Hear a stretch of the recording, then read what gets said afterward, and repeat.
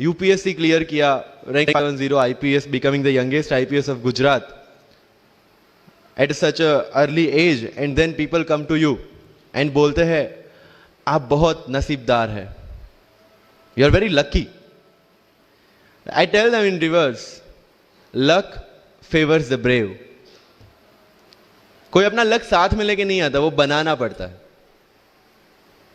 अगर आपके पास रिस्क लेने का एटीट्यूड है, सी मैं गुजराती हूं and we know the business, and business का एक ही फंडा है, higher the risk higher the profit.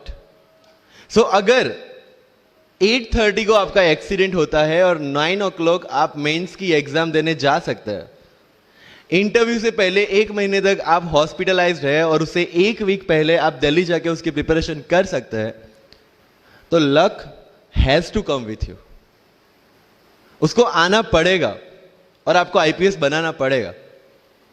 लोग बोलते हैं कि एक्सीडेंट के बाद आप जाके आए एंड ऑल, तो द सिंपल था कि मैं एग्जाम के लिए निकला, मेंस मेरा था, सुबह GS3 का पेपर था. 8:30 को मेरा स्कूटी स्लिप हो गया, मेरा लिगामेंट इंजरी हो गया, लेफ्ट हैंड में इंजरी था, सीट से ब्लीडिंग हो रहा था. लेकिन मेरे पास 2 ऑप्शन थे. मैं खड़ा हुआ, मैंने देखा, okay my right hand is safe, and I decided I will go to the exam hall and write the exam. मेरे पास 2 ही ऑप्शन थे. या तो मैं वहां से उठ के रोने लगूं, यार मेरे साथ ही ऐसा क्यों हुआ, मेरा एक्सीडेंट हो गया, मेरा मेंस खराब हो गया, और हॉस्पिटल जाओ. या दूसरा ऑप्शन था कि मैं देखूं कि मैं 3 घंटे और सर्वाइव कर सकता हूं. हाँ कर सकता हूं. मैं मेंस के लिए एग्जाम हॉल में गया. ये जितने भी फोटोग्राफ्स लगे हैं, सर ने जैसे बताया कि जितने भी इंसान सक्सेसफुल हुए, अगर आप उसकी लाइफ स्टोरी देखेंगे तो कहीं ना कहीं एक मोमेंट आता है जहां पे वो इंसान की जो स्ट्रगल है वो पीक पे हो जाते हैं. वो इस मोमेंट पे आपको डिसाइड करना है कि आपको वहां से यू टर्न लेना है या आपको वहां से आगे निकलना है. इन सब लोगों ने डिसाइड किया कि उनको वहां से आगे निकलना है. एंड दैट इज द फंडा ऑफ लाइफ. सक्सेस उन्हीं को मिलता है जो इस स्ट्रगल वाले मोमेंट से आगे निकलने की सोचते हैं. जब भी आपको लगे कि आपके सिर पे बहुत मुसीबत है, जब भी आपको लगे कि आप हर तरह से गिर चुके हैं, जब भी आपको लगे कि आपके पास कोई ऑप्शन नहीं है, तब एक चीज आप अपने दिमाग में लाइएगा कि यही मोमेंट है जहां से आपकी तकदीर बदलने वाली है. क्योंकि डायमंड जो होता है वो जितना ज्यादा घिसता है उतनी ज्यादा उसकी वैल्यू होती है. सोना जो होता है वो जितना ज्यादा तपता है उतनी उसकी वैल्यू होती है. अगर आप जिंदगी में तप रहे हैं, अगर आप जिंदगी में घिस रहे हैं, अगर आपको लग रहा है कि आप हर तरह से मुसीबतों में गिरे हुए हैं, तभी आपकी जो वैल्यू है वो बढ़ने वाली है. और यही मेरा एटीट्यूड रहा है. लोग बोलते हैं कि तुम्हारी फाइनेंशियल कंडीशन ठीक नहीं थी, पापा इलेक्ट्रिशियन थे, मम्मी हाउसवाइफ थी, डायमंड के कारखाने में काम करती थी, उसके बाद उन्होंने मैरिज में रोटियां बनाने का काम किया और उस तरह से मैं पढ़ा. लेकिन जब मुझे पूछा जाता है कि ऐसी कौन सी चीज है आपकी लाइफ में जो आप बदलना चाहते हो, एंड आई सेड नथिंग. क्योंकि अगर वो चीजें नहीं होती मेरी लाइफ में तो शायद आज आपके सामने में नहीं होता. तो अगर लाइफ में प्रॉब्लम्स है, अगर लाइफ में स्ट्रगल है, जैसे सर ने बताया struggle is a part of life, and I strongly believe in that. क्योंकि अगर हम दिल्ली में थे, मेरे दोस्त के साथ में निकला बाहर घूमने, तो बोलता है यार ऐसी लाइफ चाहिए, कोई मगजमारी नहीं, आराम से बैठते हैं पूरे दिन एसी वाले कमरे में, बहुत सारे पैसे हैं और कोई टेंशन नहीं, ऐसी लाइफ चाहिए मुझे. मेरे पास ऑप्शन है. बोलता क्या?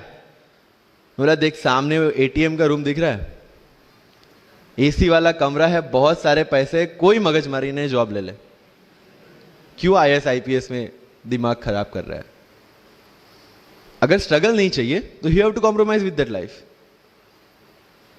जब भारत वर्ष का सपना चंद्रगुप्त ने देखा, चाणक्य ने देखा, और उस भारत वर्ष को बनाने के लिए जब ये संघर्ष जारी था, और तब राजा धनानंद की डॉटर दुर्धरा से चंद्रगुप्त को प्यार हो जाता है.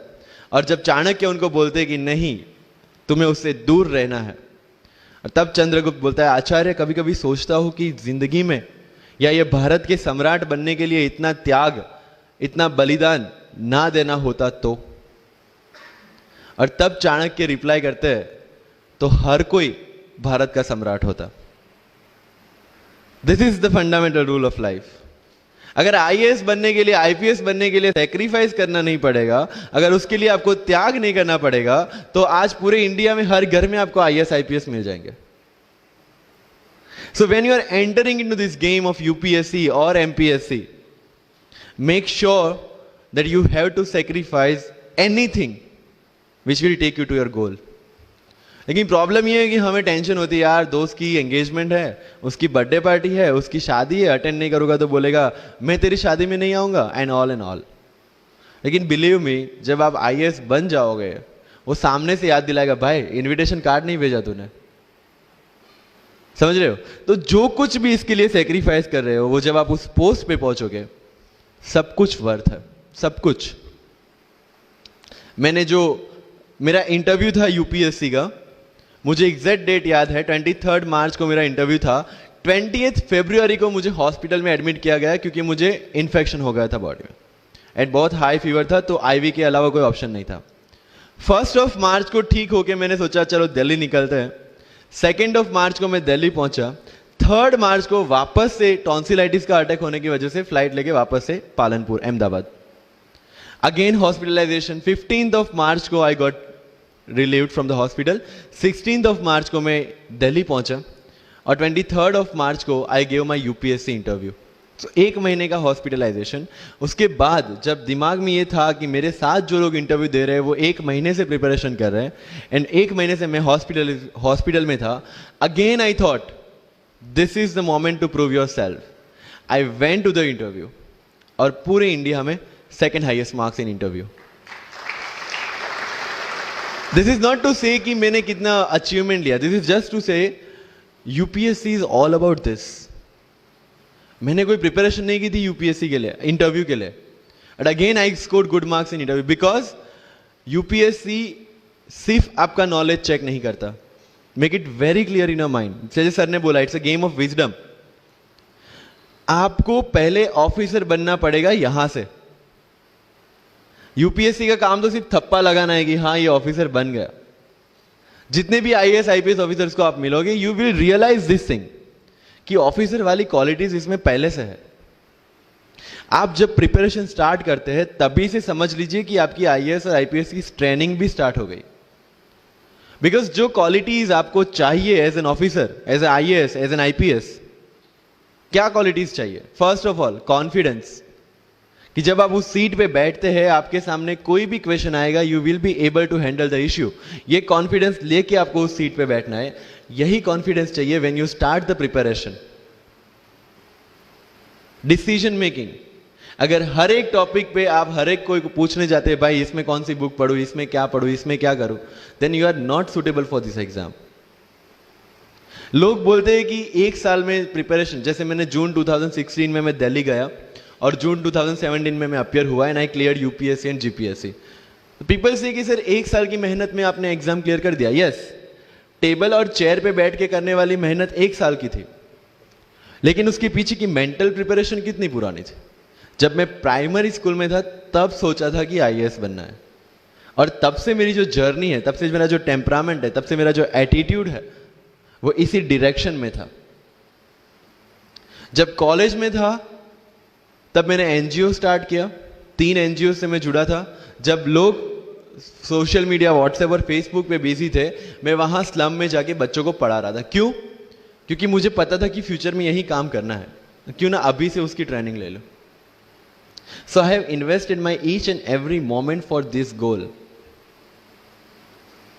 बिकॉज जो पर्सनालिटी टेस्ट लास्ट में यूपीएससी लेता है, इंटरव्यू नहीं है वो, we consider it as interrogation. Interview को इंट्रोगेशन लेके चलते हैं, वहां पे पूछताछ होगी नहीं।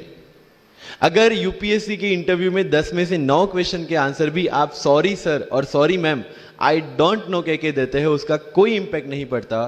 इंपैक्ट पड़ता है वो 9 क्वेश्चन न आने का प्रेशर आप कैसे हैंडल करते हैं।